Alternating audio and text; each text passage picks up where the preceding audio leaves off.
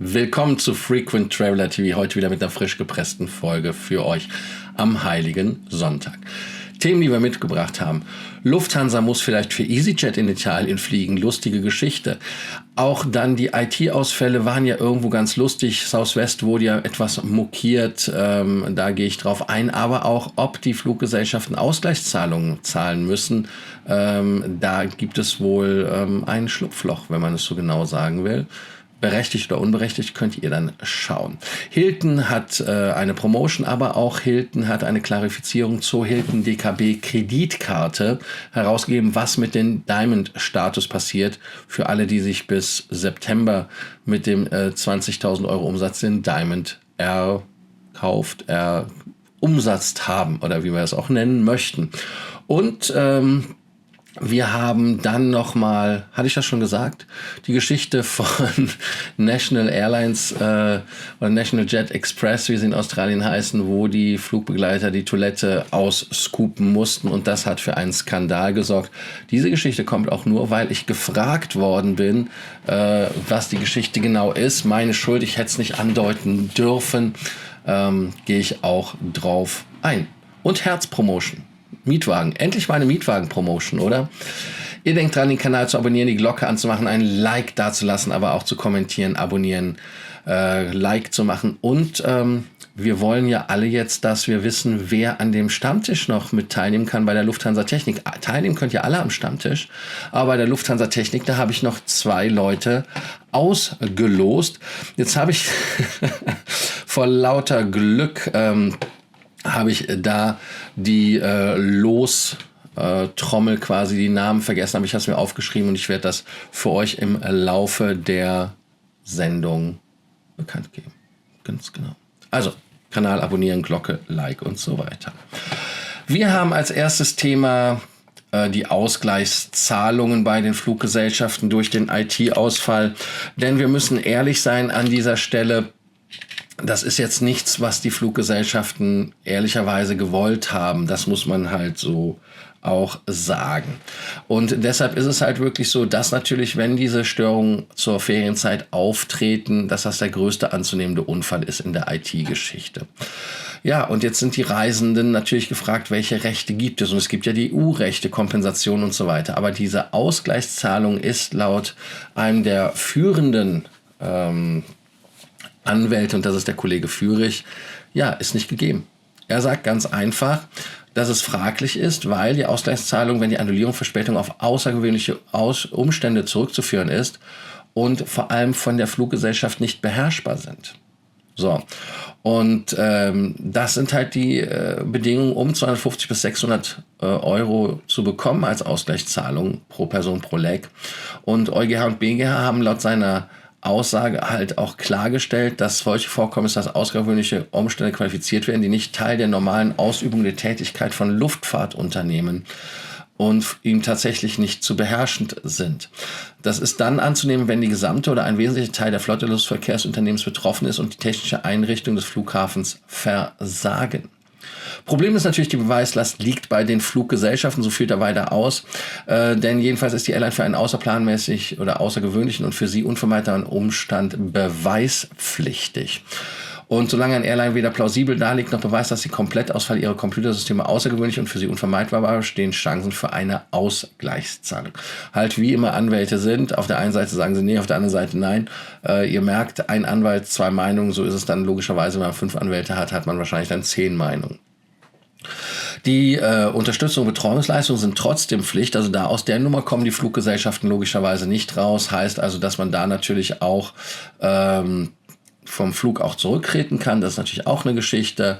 Rückflug zum ersten Abflugort zum frühestmöglichen Zeitpunkt, Betreuungsleistungen sind unentgeltlich, angemessene Verpflegung logischerweise, das ist auch der Telefonanruf, Hotelunterbringung, muss also auch Verpflegung am Flughafen aufkommen. Für Flüge von bis zu 1500 Kilometern bis mindestens 2 Stunden Wartezeit bei einer Strecke von 1500 bis 3500 Kilometer gibt es nach 3 Stunden Unterstützung. Ab 3500 Strecke nach 4 Stunden. Verzögert sich der Flug bis zum nächsten Tag, muss auch die Hotelübernachtung gezahlt werden. So viel dazu. Bei Pauschalreisen sieht das etwas anders aus. Da muss sich nicht die Fluggesellschaft, sondern der Reiseveranstalter drum kümmern. Also insofern hier natürlich eine interessante Geschichte. Man kann auch, wenn man einen Tag später kommt, bei Pauschalreisen auch entgangene Urlaubsfreunde reinnehmen, glaube ich, heißt das. Und da muss dann der Reisepreis beim Veranstalter anteilig gemindert werden. Da muss man natürlich dann drauf gehen. Das ist für mich natürlich die Frage, inwieweit ihr sagt, das ist fair, weil, wollen wir ehrlich sein, so ein dusseliges Update, was vielleicht sogar noch automatisiert gezogen wird von irgendeiner Firma, die für irgendeine Firma arbeitet, weil es war ja hier, ich habe die vergessen, Cloud, war ja nicht Cloud. Aber ihr wisst, wen ich meine. Die haben halt für Microsoft das Programm, so ein Tool gehabt, wo man Viren mit flachlegen soll oder Bedrohungslagen flachlegen soll, dass der Computer nicht übernommen wird. Aber in dem Fall haben sie halt übernommen, dass der Flugcomputer nicht mehr booten kann und nicht mehr funktioniert.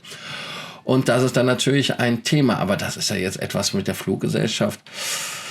Ich weiß es nicht, ob das jetzt ein Grund ist. Und da bin ich wirklich gespannt, was ihr dazu sagt, ob ihr der Meinung seid, das ist ein Thema, wo die Fluggesellschaft durchaus Kompensation zahlen müsste. Ich persönlich sehe es eher nicht so. Ich glaube, dass die Fluggesellschaft genauso Opfer ist, wie es auch die Passagiere da sind. Es wird ja keiner bei der IT hingegangen sein und gesagt haben, hey, wir machen das jetzt. Ne? Also da, ansonsten bin ich ja gerne bei Fluggesellschaften und mache. Aber ich bin an dieser Stelle eher auf der Spaßbremse leider und würde Nein sagen. Aber hier seid ihr jetzt dran, das zu kommentieren und zu sagen, was dort Phase ist. Und ihr könnt da natürlich auch dann eure Kommentare hier lassen. Lustigerweise haben Fluggesellschaften ja immer wieder gewisse, nenne ich mal, Themen. Und zwar bei der Lufthansa erzählt man ja immer wieder von der weltbesten IT. Bei der Southwest Airlines redet man von der IT, die älteste ist.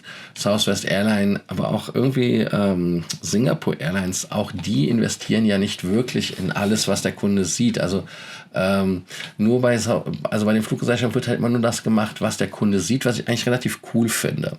Und deshalb gibt es da halt lustige Memes mit Windows, was die laufen haben. Ich weiß jetzt nicht, welche Version das ist, die da laufen haben, aber die sagen, dass sie eine so alte Version von Windows laufen haben, dass sie davon nicht betroffen sind. Deshalb halt hier so nebenbei jetzt mal so ein paar Memes, ich glaube 2, eingeblendet, damit ihr das mal seht, oder vielleicht nur 1, mal gucken, wie viele ich dann hier reinbinde. Aber es ist halt schon amüsant und daran sieht man halt wirklich, dass die Fluggesellschaften jetzt ehrlicherweise dafür nichts können. Aber ihr seid hier die Richter und ihr seid das Volk. Da müsst ihr jetzt sagen, was Phase ist. Wir haben aus Italien ja keine News im Moment im klassischen Sinne. Denn wir müssen ja ehrlicherweise feststellen, dass die Lufthansa die ITA ja bekommen hat. Zumindest anteilig erstmal.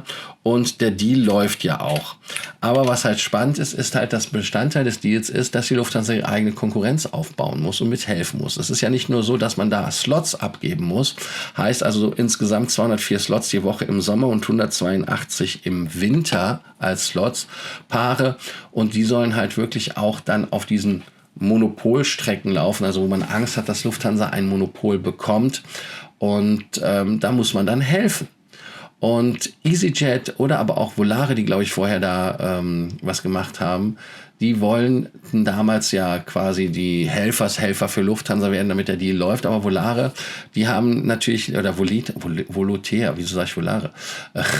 Das ist ja das Programm von ITA. Komplett. Also Volotea, schwieriger Name, Volotea oder Volotea. Und zwar ist es mal so, dass es dort so ist, dass sie für den Air Europa oder Air Europe Deal fliegen wollen. Deshalb sind sie raus. Aber EasyJet hat auch nicht genug Flugzeuge und Personal. Und in dem Vertrag steht halt drin, das ist das Lustige, dass man da insgesamt denen helfen muss. Und da bin ich mal wirklich gespannt, wie das funktioniert. Wenn die Volotea, die ja dann ab Madrid fliegen wird und ab Mailand Linate, die EasyJet, dann müsste man halt, wenn die Basis aufgebaut wird und bis sie aufgebaut wird, die Lufthansa vielleicht für die EasyJet fliegen. Was natürlich auch relativ amüsant ist als Wetlease. Das ist etwas und Lufthansa hat sich halt laut der Mitteilung der EU-Kommission auch dazu verpflichtet, Konkurrenten mit Fluggerät und Personalkapazitäten den Markteintritt zu erleichtern. Heißt also wirklich, dass man für die fliegen muss. Und so ein Wetlease ist natürlich relativ lustig. Überlegt mal, ihr bucht ein günstiges EasyJet-Ticket und wer kommt dann? Da steht Hansens mit einem Flieger und sagt, wir fliegen euch heute. Also ich bin da mal gespannt, wie das funktioniert und ihr könnt ja auch an meinem Schmunzeln erkennen, dass ich das jetzt gar nicht so erwartet habe. Ihr könnt ja auch unten schreiben, ob ihr das erwartet hattet oder ob ihr sagt, da fließt noch ein bisschen Wasser den Tiber runter oder den Rhein. Was ihr davon haltet. Ich persönlich fände es amüsant, wenn die Lufthansa Wetlease für die EasyJet fliegen müsste. Also hier eure Meinung und Kommentare. Wir gehen weiter mit stürmischen Schritten auf das nächste Thema und das Thema ist Schuld von unserem Kollegen Hon Privilege. Und zwar hat der Kollege Hon Privilege gefragt, was ist diese Geschichte? Und diese Geschichte ist die Geschichte aus Australien. Und da gibt es die Fluggesellschaft, die nennt sich National Jet Express. Und die hatten ein Toilettendrama. Dieses Toilettendrama war auf einem Charterflug und die waren unterwegs mit einer Embraer. Und zwar ist es so gewesen, dass die Embraer irgendwie, ich sag jetzt mal so, ein Pipi-Box-Scheißhausproblem hat. Und sie mussten das rausscoopen. Also scoopen heißt löffeln, wenn man es direkt übersetzt. Mir wird eklig. Und zwar ist es so, was passiert bei der E190 Regionaljet, die von der Fremantle Dockers, das ist irgendwie so eine Footballmannschaft, das sind die, glaube ich, in Australien relativ knallhart sind, ohne Schützer und alles und egal wie, hat nichts mit unserem Fußball zu tun. Die haben die Maschine geschartert und die wollten dann fliegen und die sind von Lancaster in Tasmanien nach Perth unterwegs gewesen am Sonntag, aber letzte Woche Sonntag ist man mit dem Wasserhaushalt im Flieger nicht zu klar gekommen und damit war das so, dass nach 30 Minuten nach Abflug Wasser alle. Und jetzt ist es so, dass die Transport Workers Union, also die Gewerkschaft der Flugbegleiter Transport Workers Union of Australia, da gesagt hat, das geht nicht. Denn die Kapazität für 104 Passagiere, die nennen das im Englischen Human Waste, also das heißt menschlicher Abfall, was aber dann nicht der Mensch selber ist, sondern halt die Fäkalien, glaube ich, würden sie in Deutschland genau nennen, waren dann halt so, dass sie sich da in der Toilette, weil sie nicht geflasht haben, also ich finde es wirklich eklig, deshalb wollte ich das nicht erzählen, aber ich will mich halt auch nicht hier verpieseln, wenn das extra angefragt wird. Also es ist... Naja, auf jeden Fall war es halt so, dass sie das dann wegmachen mussten, weil die beiden Toiletten nicht geflasht haben, also nicht gespült haben. Und dann ist es so, dass die Transport Workers Union in Australien gesagt hat, Zitat, dieser Vorfall ist ein signifikanter gesundheitlicher und Sicherheitsrisiko für die Kabinencrew gewesen, welche reportedly, also wovon berichtet wurde, dass sie dieses Thema managen mussten und da selber eine Lösung finden mussten. Und dass es halt wirklich unakzeptabel ist, dass die Flugbegleiter bzw. die Passagiere dann diese Waschschüsseln auch für den Urin benutzt haben, für Pipi, und das ist natürlich komplett ekelhaft. Also ich muss da ganz ehrlich sagen, dann bin ich halt komplett durch. Ne? Die National Jet Express fliegt in Australien seit 1990, also ist schon länger am Markt. Und die sind natürlich Fly-in, Fly-out, heißt also, die bringen die Arbeiter von diesen Minings, also von diesen Minen, die es dort gibt ja sehr viele, was da abgebaut wird, hin und her, und so haben sie Geld gemacht. Aber diese Situation ist halt wirklich sehr unappetitlich und unakzeptabel, dass man dieses dann so gemacht hat. Also ich denke mal, die Toilette hätte in-op sein müssen. Also sorry, aber das ist dann zugemacht, Ende aus, Mickey Mouse, wenn das Ding nicht funktioniert. Also beide, das ist halt problematisch. Man kann jetzt natürlich darüber diskutieren, ob die Gewerkschaft zu Recht jetzt sagt, dass sie das da rauslöffeln mussten, scoopen, deshalb sage ich wieder löffeln, inwieweit das ein Problem ist. Ich weiß das von vielen Fluggesellschaften, dass es da ja zum Beispiel extra in Verträgen steht, dass die Toiletten nicht sauber machen müssen. Und Ich kann mir beim besten Willen nicht vorstellen, wie das da passiert wäre, aber ich muss ganz ehrlich sagen, wenn ich da gewesen wäre, ich hätte die Tür zugemacht. Logged in, ob Aufkleber drauf, Ende aus, Mickey Mouse. Thema durch. Der Flug von Tasmanien nach Perth kann ich euch ehrlicherweise gar nicht sagen, wie lange der dauert. Das steht hier gar nicht.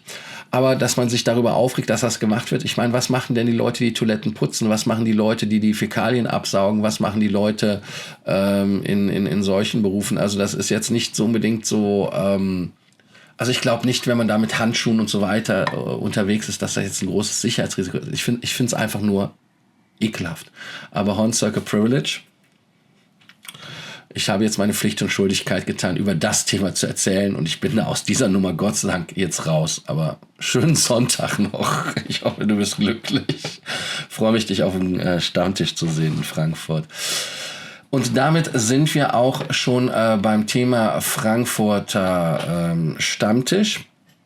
Und zwar können wir da jetzt um 15 Minuten 50 in die Sendung rein, können wir dann direkt erzählen, wer die Stammtisch-Glücklichen sind, die zu dem Lufthansa-Technikbesuch gehen. Und zwar ist es natürlich der Jörg, hatte ich ja schon gesagt, und wir hatten dann natürlich auch den Urs, also Stadtbär. Die beiden hatte ich ja letzten Sonntag schon genannt und bestätigt. Jetzt habe ich noch 2 Leute gefunden, durch Losglück, die dann mitkommen. Das ist einmal der Tobias Rute, und wir haben noch den Marc Dreimüller, der auch natürlich da herzlich eingeladen ist. Ich werde die 4 Leute, die ich eben genannt habe, heute anschreiben, werde denen nochmal schreiben, dass sie die Daten übermitteln, die wir brauchen, und je nachdem, wenn mich jemand überzeugt, dass er mal einen Platz haben sollte, verzichte ich auf meinen Platz und lasse euch dann dahin gehen. Bringt mir ein gutes Argument, meldet euch noch an. 3 Plätze sind, glaube ich, noch für den Stammtisch. Und lasst euch überraschen, ob ihr dann da hinkommt. Ja, wir haben jetzt noch ein Thema Hilton DKB, und da gibt es auch von der DKB eigentlich eine Klarifikation, die eigentlich auch relativ klar war.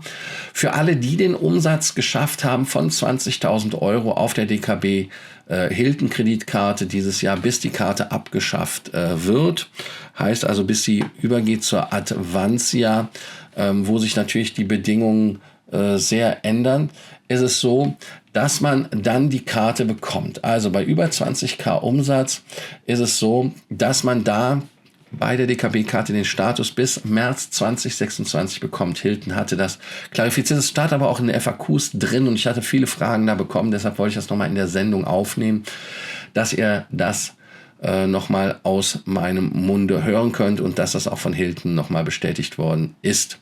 Und dass das natürlich doof ist, dass die Kartenumsätze bei der Advanzia höher sein müssen, um da den Status zu bekommen, ist natürlich ein Problem.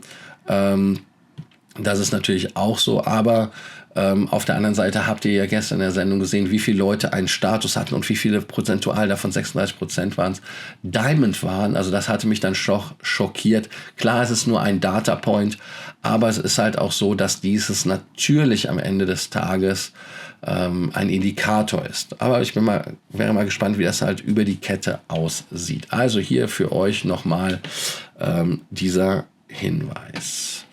Auch der Hinweis nochmal, es gibt eine Hilton-Punkte-Aktion mit 100% Bonus, 160.000 Punkte könnt ihr maximal kaufen.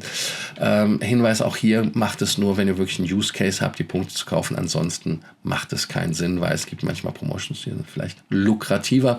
Und ich möchte von meinen amerikanischen Kreditkarten nicht immer wieder anfangen zu schwärmen, weil sonst sagt ihr, du bist ja bekloppt. Ja, ich bin bekloppt, aber ich finde amerikanische Kreditkarten leider geil.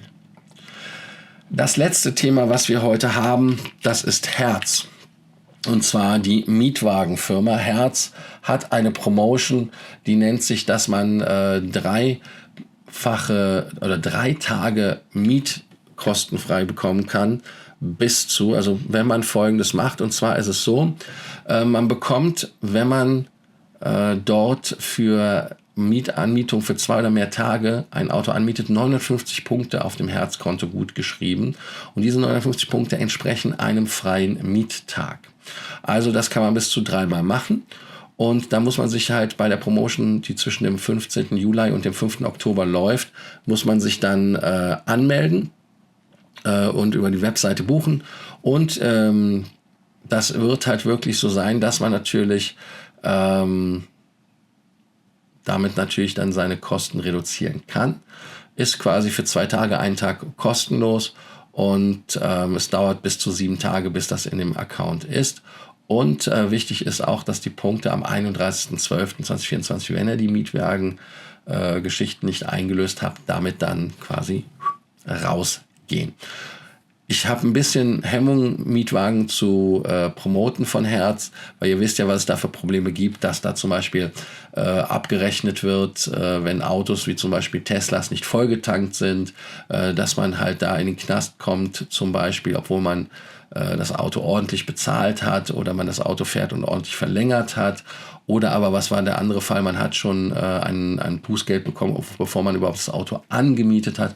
Also da liegt bei Hertz viel im Argen und vieles im Bereich des nicht schön. Aber wer bei Hertz anmieten möchte, sollte das im Hinterkopf haben, nur damit ihr das wisst. Also die Aktion nennt sich bei Hertz Earn up to 3 Rental Days fast. Also da schauen und dann gewinnen, natürlich. Die Frage des Tages gebe ich euch natürlich an dieser Stelle auch. Und zwar haben wir als Fragen des Tages, die eine habe ich gestellt, die andere habe ich nicht gestellt. Und zwar die eine, die ich gestellt hatte, war ja die Frage, was macht ihr mit der DKB-Card? Entschuldigung, das war die zweite Frage, da habe ich mich selber überholt. Na, warte lieber ab. Also, einmal sollten Fluggesellschaften für den IT-Ausfall bezahlen, oder sagt ihr, ihr seid die Opfer und das ist natürlich nicht deren Beritt, das ist nicht deren Problem, auch wenn die Lufthansa IT, die nicht betroffen war, eine Inhouse-Firma gewesen wäre. Oder die andere Frage ist natürlich, mit der Hilton DKB-Kreditkarte, was macht ihr damit? Was ist eure Strategie? Was ist euer neuer Weg damit, wie ihr aus dem Dilemma mit der Karte rauskommt? Weil viele sagen, sie wollen die Advancia-Karte nicht haben, beziehungsweise sie wollen die Turkish Airlines-Karte haben. Und auch ein Kollege hatte irgendwo geschrieben, ich hatte das vergessen, wer es war. Obwohl er bei Advancia Kunde ist, wurde ihm die Karte abgelehnt, weil man darf bei denen nur irgendwie eine Kreditkarte haben. Fand ich also auch sehr, sehr spannend. Heißt also in der Zukunft, dass man sich überlegen muss, ob man die DKB Hilton nimmt oder die Turkish Airlines Karte, die ja kommt. Also insofern viele Fragen, die ihr beantworten könnt hier unten. Und ich hoffe, dass ihr euch freut, dass ihr zum Stammtisch kommt und dort vielleicht Lufthansa Technik besucht. Also, danke, dass ihr dabei wart. Danke, dass ihr den Kanal abonniert habt, die Glocke angemacht habt, ein Like dagelassen habt und Abspann an dieser Stelle. Also bis dann, danke, ciao. Sehe euch morgen in Alter und in Frische. Also bis dann, ciao.